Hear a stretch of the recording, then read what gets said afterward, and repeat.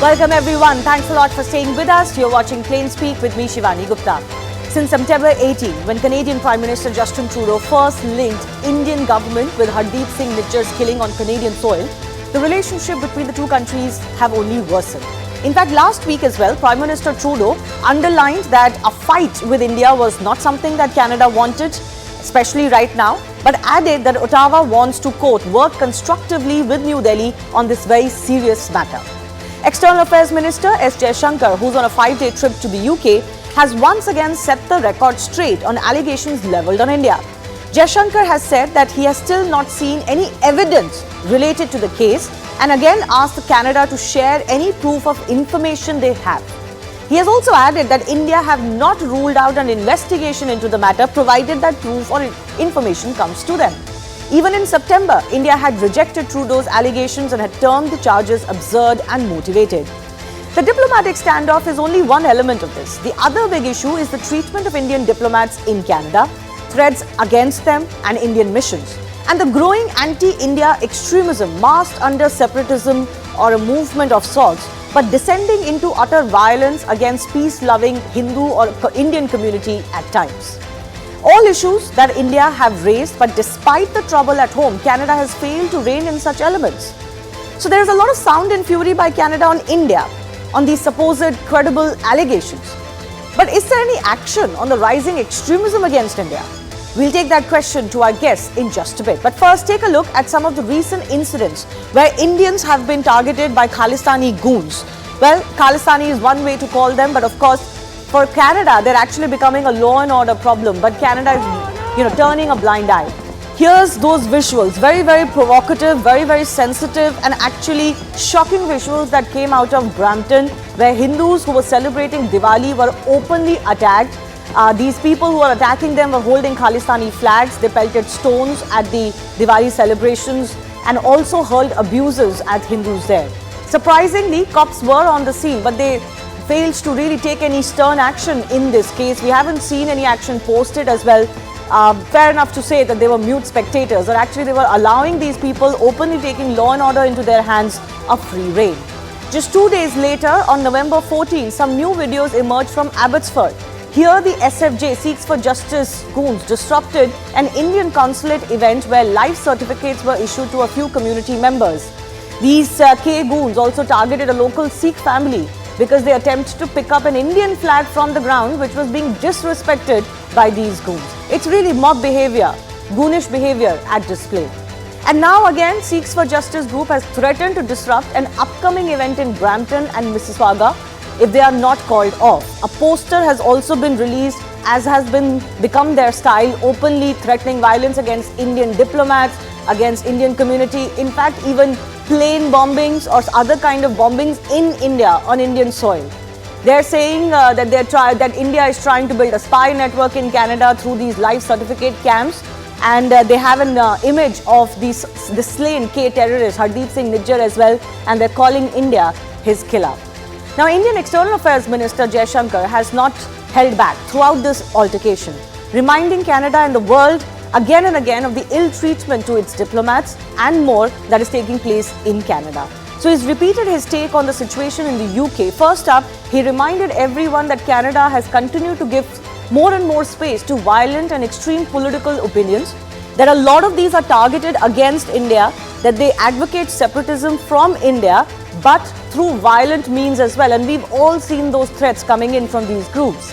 That Canada has not acted when Indian High Commission or diplomats were being attacked, and more such attacks are now being emboldened. On the Nijjar case specifically, he again said that we have not seen any evidence in this matter, but added that Nijjar's social media posts are graphic and that he held public positions. Another reminder that such elements have not just been accommodated, but actually been given full platform in Canada in public view. Here's a reminder of what Justin Trudeau had said in public over their allegations after a lull, in which it seemed Canada would now ensure that they will take this up in a more subtle way, maybe behind closed doors, but it seems like they're continuing to provoke India in public. So this statement by Justin Trudeau was made just 3 days ago. He went on to say that there are credible allegations that India is involved in Canadian citizens' killing, that we reached out to India and asked them to work with us. They want cooperation from India. That there is a serious violation of international law and sovereignty of a democracy because of this alleged killing at the hands of India, and that Canada will always stand up for rule of law. So they're playing that moral card, and they're also kind of imploring the world. In this statement, Justin Trudeau also mentioned how they also spoke to allies of India, their allies and Indian allies, about this case, and wanted the world to take notice because it sets, according to him, a dangerous precedent if law is violated without any consequences by big countries. The fundamental question we ask though today is this: while Canada continues to pursue this case, and Indian External Affairs Minister S Jaishankar is saying that we haven't really seen anything concrete coming in from Canada. One, how seriously should India take these allegations? But secondly, and most importantly, why is there rising extremism against India in Canada, and what are the guarantees that the Canadian government is willing to give us on that? We'll take that forward with our guests in just a bit.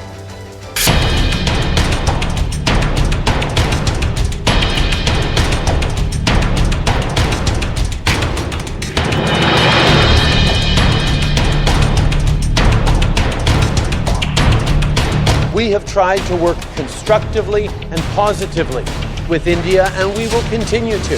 This is not a fight we want to be having right now.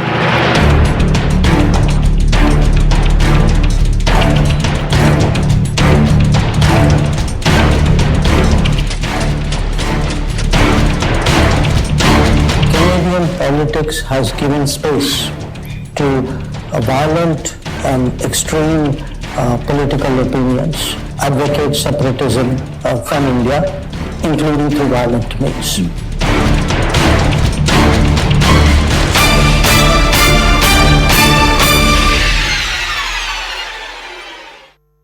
Hello, Moto.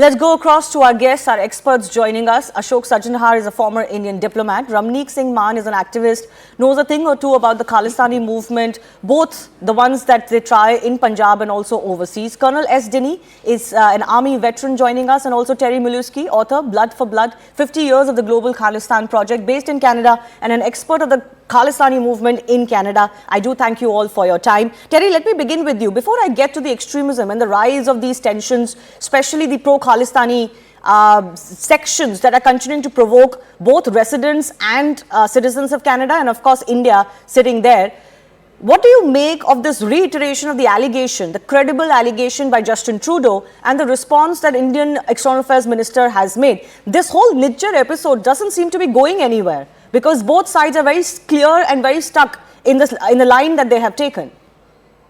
Well, it's not going anywhere, is it, until Canada produces the evidence that it allegedly has. Yeah. We're in an absurd situation. There isn't any way out as long as Canada does not produce the evidence, and I mean publicly. I am not going to listen anymore to the excuses given by the Canadian government that, oh, well, we don't want to give away our sources and methods. Sorry, that horse is already out of the barn. I mean, we already know they've been bugging diplomats. This is not amazing for any diplomat. It's not a big surprise, but of course, that's one of the methods that the Five Eyes and other intelligence agencies routinely use. It's not a surprise. I don't know why we don't just, we've already admitted that. Well, there are Canadian leaks saying, we've got signals intelligence, or SIGINT as they call it, showing that there was some sort of official Indian involvement in this murder. So until Canada produces that evidence for the world to see, nobody's going to believe it. So you back the Indian position, where the Indian External Affairs Minister is repeatedly publicly saying, show us the evidence and we're going to do something about it if we deem fit. He's also saying this for public consumption. I disagree with the Indian position in this sense, that I don't accept that the Canadians have produced no evidence. They said that for weeks before the G20 summit in New Delhi, and before the meeting between the two prime ministers, they said that for weeks that they quietly did approach the Indians and say, look, we've got this evidence, can you help us sort this out? Not accusing the Indian government of official involvement necessarily, but giving them some details of what we had picked up and asking for Indian assistance. Presumably there was somebody in Indian jurisdiction, not in Canadian jurisdiction, who we wanted to interview and so forth to solve the case. So that's the Canadian position. I take no position on who's lying, who isn't lying, but we'll know the truth, won't we, if Canada puts its cards on the table. And there's no excuse for this. The other excuse being offered is that, well, we don't want to prejudice a future trial. Well, we've already done that. The Prime Minister's got up on his feet in the House of Commons and has declared the outcome of the investigation, has he not? He's pointed the finger at India, said they're guilty. So, I mean, it's a little late now to be complaining that, oh, well, we don't want to prejudice a future trial, so we can't reveal the evidence. So he's put the cart in front of the horse and then wanting things to work smoothly, which is not going to happen. I get your point, but Ashok Sajantar, I want to take what Terry said further with you. Could it be that if we were to take both sides on their face value, that the definition of what is a credible allegation, first of all, is so vague? That the terminology in itself has become, meme-worthy. But maybe Indian and Canadian side do not agree on what constitutes as evidence. So while Canada maintains, and I'm sure the Canadian Prime Minister is choosing his words very carefully when he says credible allegations, the Indian External Affairs Minister is repeatedly saying, show us evidence. I'm sure the words mean something here. Yeah, thank you very much, Shivani.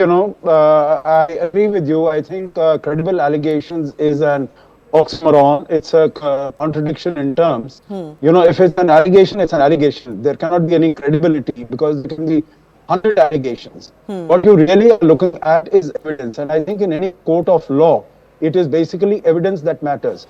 So the first point here is that even the Canadian side, even Mr. Trudeau, does not think what he has amounts to any evidence. He himself, if he was convinced that, what I have in my hand, it is conclusive, it is very damning, it is very strong, he would have said it is evidence. He himself has used the term allegation. That means, allegations can come to you from 10 sources. So are you going to sort of, put all those allegations together? I think allegations, maybe he could have a look at, some of the dictionary, Collins Dictionary, and understand from there. And I think in any democracy, allegations don't stand the test of law. If you have to think to any court of law. And I think, the last point I want to make here, Shivani, is that it is very disturbing that murder took place on the 18th of June. Justin Trudeau made this charge on the 18th of September. Today we are on the 17th of November. I think it's 5 months and 2 months since Trudeau made this allegation. And still he has not been able to come up with anything at all. He has not been able to come up with any evidence whatsoever. And the Indian External Affairs Minister has said it in so many words that it is, if there was anything specific, then we would act on it. Relevant that was provided to it, we would definitely take a look at it. So we have so basically, without saying as much, Terry, I just want a quick comment from you again on this, because you said that you do believe that Canada presented something, but I think there is a difference of opinion on the weight of what Canada has presented, because the Indian External Affairs Minister at one point had accepted that yes, they touched upon this issue with the Indian counterparts earlier, behind closed doors before this public allegation was made, or on the sidelines of the G20, but they don't believe that this is evidence. So they're insisting you give us evidence for us to act upon. Yes, that's the problem, is that there's a difference in interpretation of what this evidence means. To the Indians, it means that, well, maybe they got a phone call, they got a wiretap where some guy that had something to do with the Indian government says, yeah, we got that guy. Well, that's subject to interpretation, is it not? That could mean that he's in the bleachers, he's watching the game, and he's cheering the fact that our side's scored a goal. Or it could mean that he's one of the players on the field, and he was actually involved in scoring that goal. Now, to the Indians, they may say that, well, the Canadian so-called evidence doesn't mean what the Canadians think it does. And the Canadians may say, yeah, well, okay, if you can make those excuses, but look at what we've got here. And but they're not using the term evidence either, Terry. That's the most telling part. Justin Trudeau is not using the term evidence.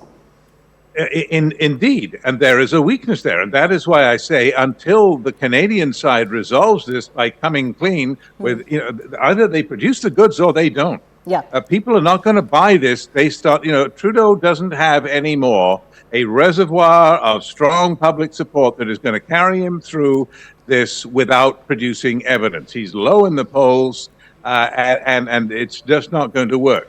Okay. He has to produce the goods.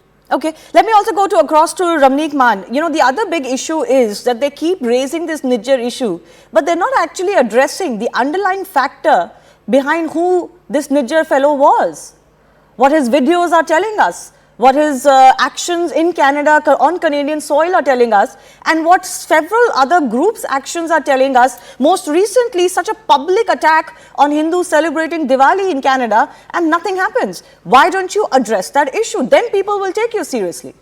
Okay. Good evening, Shivani, and good evening to all the fellow panelists. Yes, there has been a problem, and the problem is not with Justin Trudeau alone, but it has been systematic over the years. Mm-hmm. I would tell you for a fact that the Canadians have not filed a complaint, not less, filed a case.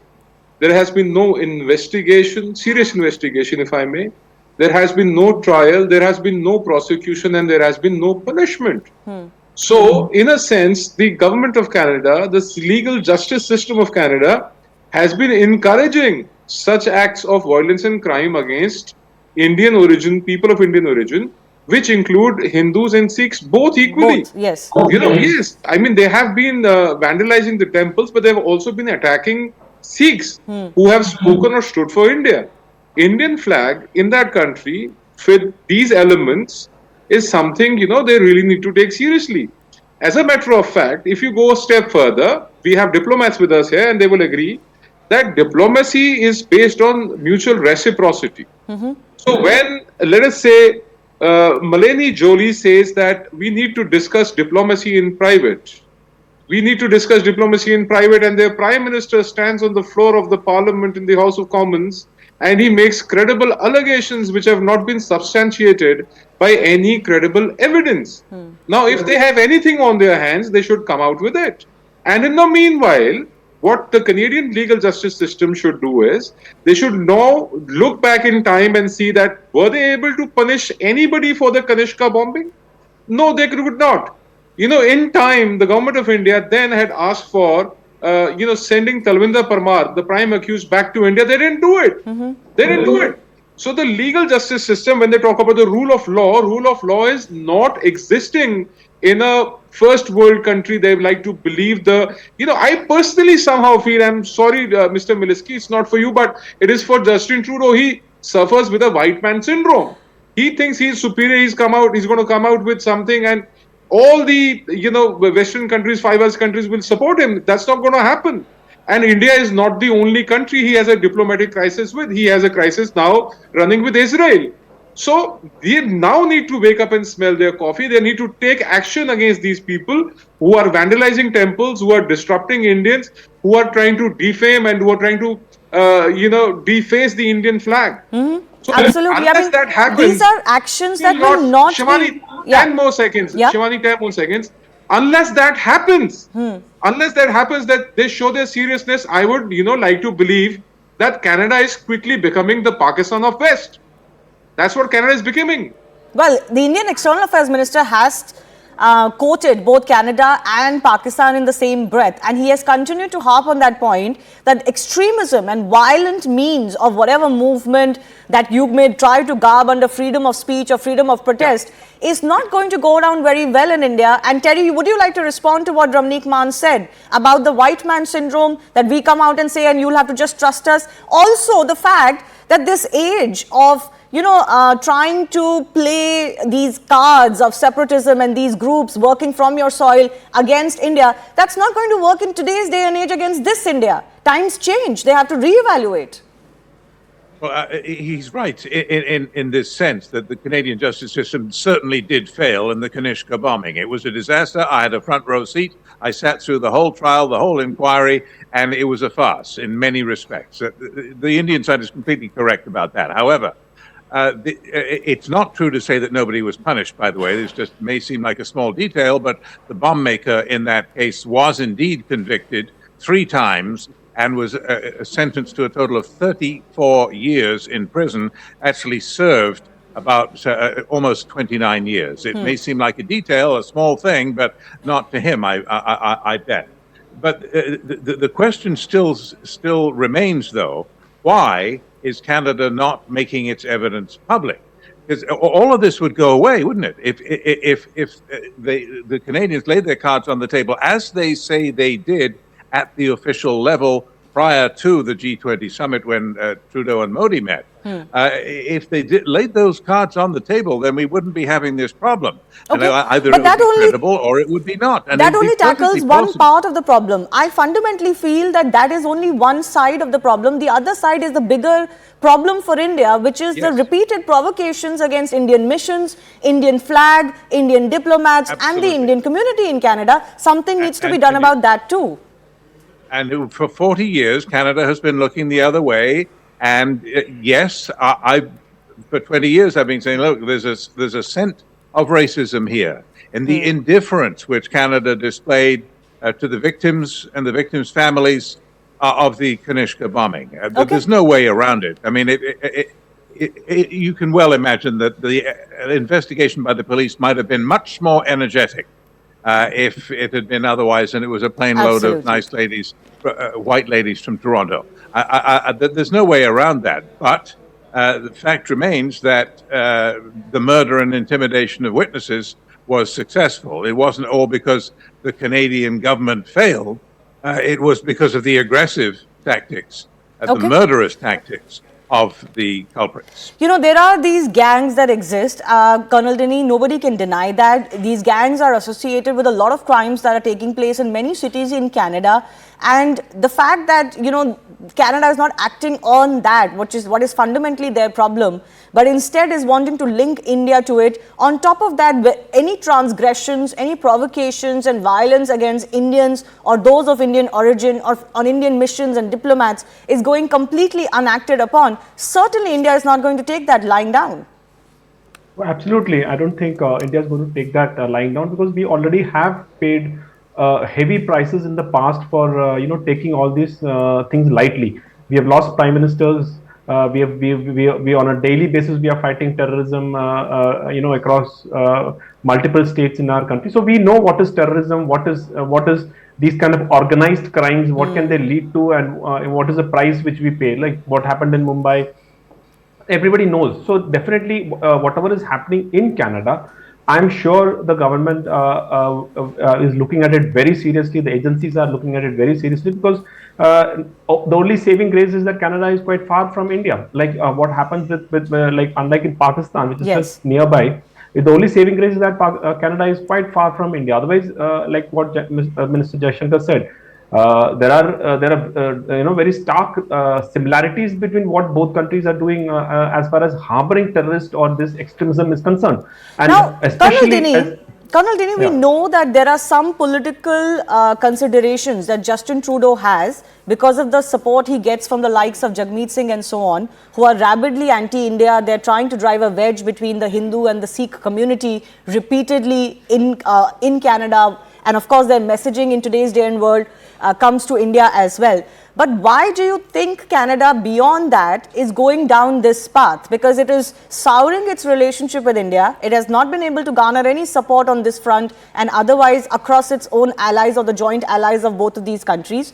And actually, it is becoming a laughing stock on the global stage, because surely any government, despite political considerations, will have a larger view of how if you breed snakes in your backyard, to quote the famous saying, they will bite you eventually.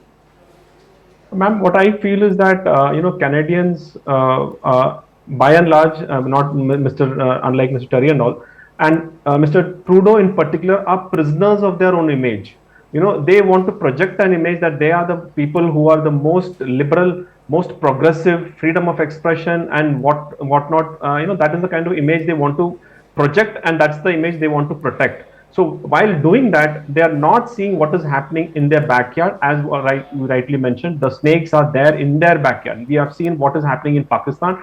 Today, every bomb which is being blasted in Pakistan is result of their own doing. Similarly, Canada is just a time bomb which is ticking. And as I said, we have the a geography as a rescue here. But Canada cannot ever think that they can do this and the fire will not affect them inside Canada. This is the problem of being a prisoner of their own image. I think Mr. Ramnik also mentioned this kind of thing, that the earlier they come. Today I was seeing an image of Mr. Trudeau being booed from a restaurant of some protesters wanting ceasefire in Gaza and such like things. So this is the kind of state which, unfortunately, a country like Canada, which we all hold very dearly as a friend once upon a time, and even now, we don't consider it as an enemy nation or something. But then still, there are serious concerns within India as far as the activities which has been carried out unabashedly. I don't think that such activities like open threaten is given even in Pakistan, for that matter. We have been years. We have. I think Mr. Ashok is here. Sir is here. He knows that the diplomats are not threatened in such a manner, even in Pakistan. Even in Pakistan, that's an important point you make. That actually things are going down a very slippery slope and very fast in Canada, and no form of political ideology can cover up the fact that you had openly a huge mob attacking peaceful Diwali celebrators. The fact that there was stone pelting taking place, open goon activities, intimidation that is taking place. For what reason? No amount of separatism movement, justified or otherwise, can justify these actions. Ashok Sajjanhar, what do you think India will continue to do in this case, purely diplomatically speaking? I think India will continue to push back against Canada, because, we would have hoped that good sense will prevail. As Colonel Denny has very rightly said, and Shivani, you also very rightly said, basically, if you're talking about protecting the rule of law, then the first rule of law is providing protection to diplomats that are accredited to your country. That's your responsibility under the Vienna Convention. You have signed the Vienna Convention. And is this the sort of protection that you're providing? You are sort of, getting posters made, and it's not only my ambassador, my consul general, etc., who are being put on their protest. This is very, very, intimidating. How can they even go out of their homes? And, the fact that we decided to do away with, at least suspend the issuance of visas for some time, till adequate protection and security is provided to these people. So, to come back to your question, I think India will have to continue to push back against this, because, as again Mr. Jaishankar has said, India does not engage itself with activities. India is a responsible power. It's a responsible. Ashok Sajjanhar, unfortunately, I'm having a little bit of difficulty with your line, but I think we got your point. Ramnik Maan, I want to give you a few final seconds as well. Look at what happened during those Diwali celebrations. Look at what's happening with the Indian flag, Indian missions, Indian diplomats. This is a problem. And this is a problem that India needs to wake up to. What we are seeing, for example, even what happened during the Leicester clashes or attack on the Hindu community there, Hindus are being maybe cornered in some senses. A wedge is being driven between them and other communities of Indian origin, if not of completely different origins.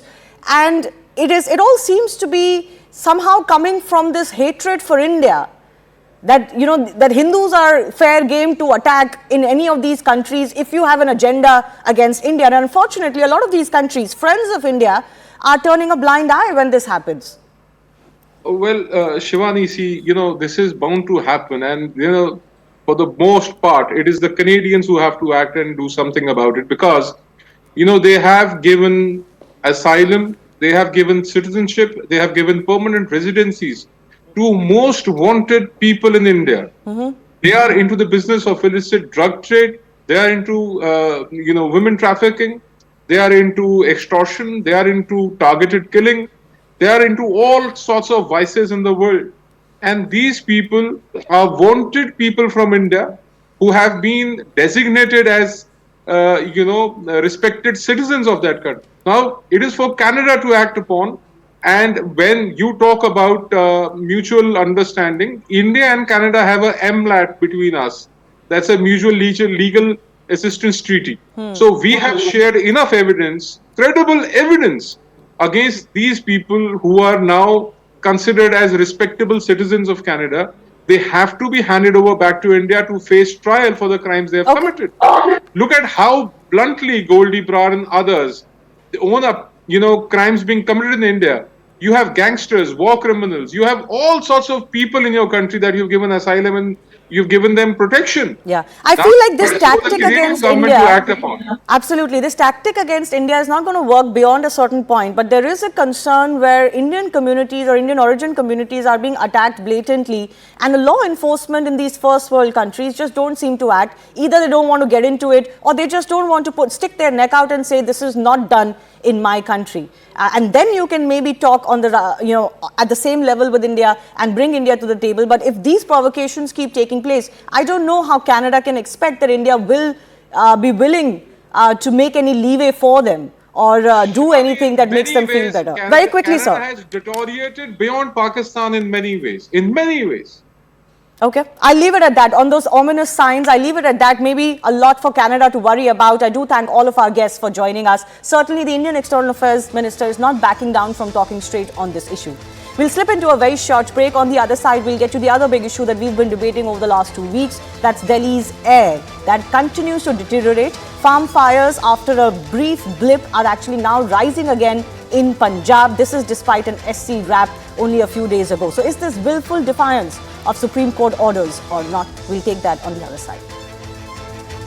Hello, Moto.